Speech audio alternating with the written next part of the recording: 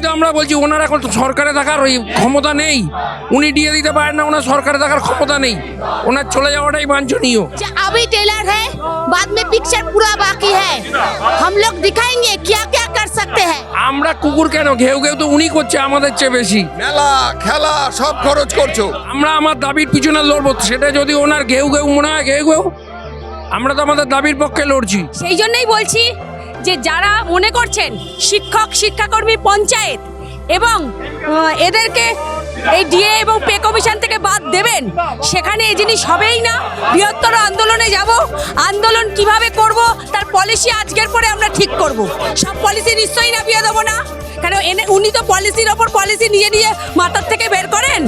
ওনার পয়সা নেই, উনি হেলামেলা খেলা করতে কিন্তু ছাড়ছেন না। উনি ওনার ভাতার বেলা উনি নাকি টাকা নেন না, তাহলে ভাতা কি করতে বাড়ালো বুঝলাম না। দিয়ে তো 100% পাবো, ওটা তো সুপ্রিম কোর্টের রায়। সুপ্রিম কোর্ট তো আমি আপনি চালাই না, দেশের মহামান্য আদালত রায় দিয়েছে। সেই রায় কার্যকরী হবার 9 মাস আগেই 25% রায় 25% টাকা রাজ্য সরকারকে দিতে বলা হয়েছিল। রাজ্য সরকার তখন বলেছিল যে আমরা আপনাদের কাছে জমা রাখতে পারি, কিন্তু যদি কোনো কারণে রায়টা চেঞ্জ হয় এই জন্য আমরা সুপ্রিম কোর্টে জমা রাখতে পারি। সেই রাজ্য সরকার নির্লজ্জভাবে এখন বলছে যে এখন আমার কাছে দেওয়ার টাকা নেই, আমাকে ডিসেম্বর অবধি সময় দেওয়া হোক। আমরা তো আশাবাদী, কারণ দেশের সর্বোচ্চ ন্যায়ালয় বা সুপ্রিম কোর্ট আমাদের সেই অধিকারকে সিলমোহর দিয়েছে। আর দীর্ঘদিন ধরে দেখছেন যে আমাদের যৌথ মঞ্চ এবং সরকারি কর্মচারীরা এবং সরকারি কোষাগার থেকে বেতনভুক সমস্ত কর্মচারীদের এটা অধিকার, এটা হকের লড়াই। এই লড়াইয়ে আমরা জিতবো, আমরা জিতেই গেছি, কিন্তু রাজ্য সরকার সেটাকে আটকে রেখেছে। এই বঞ্চনা আমরা মানছি না। আর দ্বিতীয়ত হচ্ছে যে শিক্ষাক্ষেত্রেও যে একটা অনিয়ম চলছে সেটার বিরুদ্ধেও আমাদের এই লড়াই জারি থাকবে। আমরা তো শুধু ডিএর লড়াই করি না, আমাদের পার্শ্ব শিক্ষকদের দীর্ঘ বছরের বঞ্চনা, হ্যাঁ, এবং তাদেরকে কথা দিয়েছিলেন সেই কথাও কিন্তু আমাদের রাজ্য সরকার রাখেননি, এবং সম কাজে সম বেতনের দাবি, এবং এই যে সেমিস্টার পদ্ধতি চালু হয়েছে, মানে শিক্ষা জলাঞ্জলি যাওয়ার যত দিক আছে এই রাজ্য সরকার সমস্ত হাত পার করে গেছে, সমস্ত সীমা পার করে গেছে। আমাদের সরকারি কর্মচারীদের পিঠ দেওয়ালে ঠেকে গেছে।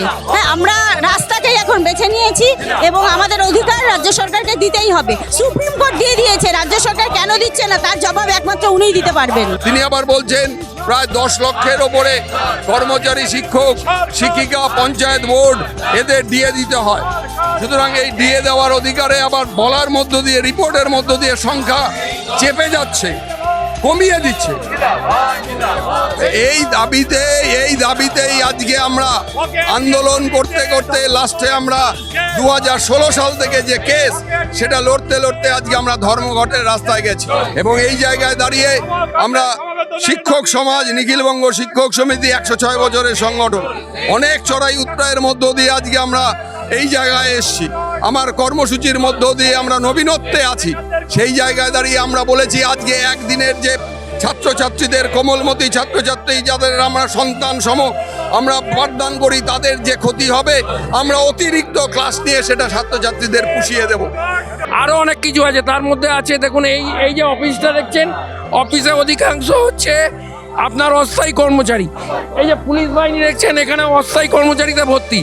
আমরা চাই এদের স্থায়ী চাকরি হোক যোগ্যতার ভিত্তিতে, এদের স্থায়ী চাকরিটা হোক, এটাও আমাদের একটা মূল দাবি। সেটা তো ওনার ভাইপো ভাইজিতে এই উপদেশটা দিতে পারলে বা তারা যদি মেনে নিত আমরা খুব খুশি হতাম। একটা তো কথাই আছে, চ্যারিটি বিগিনস এট হোম, আমরা তো ওটাই চাই, ওটাই হোক। এটাই বলবো, তাহলে উনি নিজের ক্ষেত্রেও এটা মানুক, ওনার আর সরকারে থাকার দরকার নেই। ওই অ্যাপ্লিকেশনটা ওনার ক্ষেত্রেও সমানভাবে প্রযোজ্য। উনি মেলা, খেলা, উৎসব সমস্ত কিছুতে দিতে পারছেন, কিন্তু শিক্ষার স্তম্ভ, শিক্ষার মেরুদণ্ড তো অন্যতম একটা পিলার শিক্ষকরা। তাহলে শিক্ষক এবং কর্মচারী সমাজ, যেটা হচ্ছে রাজ্য সরকারকে পরিচালনা পরিচালনা করছে, শুধুমাত্র কয়েকজন নেতা মন্ত্রী এমএলএ এমপি তো নয়, আর তাছাড়া দফায় দফায় ওনার মন্ত্রিসভার কত টাকা বেতন বাড়িয়েছেন। প্রাক্তন সরকারের সময় কত টাকা বেতন ছিল মুখ্যমন্ত্রীর বা এমএলএ এমপিদের, এখন সেই এমএলএ তাদের বেতন কত গুণ বেড়েছে। হ্যাঁ, কারণ এটা তো সময়ের দাবি, সময়ের সাথে সাথে আমাদের দ্রব্যমূল্য বৃদ্ধি পাচ্ছে, সেই অনুযায়ী ডিএ বা ডিএনের অ্যালাউন্স উনি দেবেন না কোন যুক্তিতে? ওই জন্যই তো বলছি যে শিক্ষকদের যেভাবে অপমান, উনি কুকুরের মতন ঘেউ ঘেউ, এবং বলেছেন বার্ডেন, শিক্ষক কুল যারা সুনাগরিক করে তুলে দেন তারাই তাদের সুনাগরিক ছাত্রছাত্রীদের নিয়ে, সামনে শিক্ষক শিক্ষিকা, পেছনে ছাত্রছাত্রী নিয়ে আমরা ওই ব্রিগেড প্যারেড গ্রাউন্ডে সামনে দাঁড়িয়ে পুরো রাস্তা, সেদিন যেমন আমরা কালীঘাটের রাস্তা জ্যাম করে দিয়েছিলাম, আমরা ওদিনও পুরো ব্রিগেড প্যারেড গ্রাউন্ডের রাস্তাকে পুরো জ্যাম করে দেবো। কোথা দিয়ে নবান্নের কোন দিকে উনি ওঠেন আমরাও দেখব। উনি তো এবারেও যাবেন, তো উনি এবার যাবেন, উনি নিজেই বুঝে গেছেন। একটু সময়ের অপেক্ষা, দেখুন না কি কি হয়। উনি যার জন্যে আলফাল পাগলের মতন বলতে শুরু করলেন, অবস্থানে বসলে উনি উঠতে চান না, এবারে ওনাকে কে ভাইপো মাথা পাগল হয়ে দিদি বলে ফেললেন আর উনি উঠে গেলেন, বুঝতে হবে ওনার সময় হয়ে এসছে, উনি আর বেশি দিন থাকবেন না। কেন দেবে না এই জায়গাতেই তো আমাদের প্রশ্ন, সেই জন্যই তো আমরা স্ট্রাইকের রাস্তায় গেছি। কেন তুমি দেবে না? তুমি নানা রকম খরচ করছো, মেলা খেলা সব খরচ করছো, আর নতুন করে কোনো কর্মসংস্থান করেনি। 4 লক্ষের ওপরে শূন্যপদ সেখানে কন্ট্রাকচুয়াল নিয়ে রেখেছে, এবং এই জায়গায় দাঁড়িয়ে আমাদের প্রশ্ন কেন দেবে না? এই জন্যই আজকে আমরা এই ধর্মঘটের রাস্তায় গেছি। আগামী দিনে যদি এর ওপর পরেও কোনো সদুত্তর আমরা না পাই, বৃহত্তর আন্দোলনে যাব।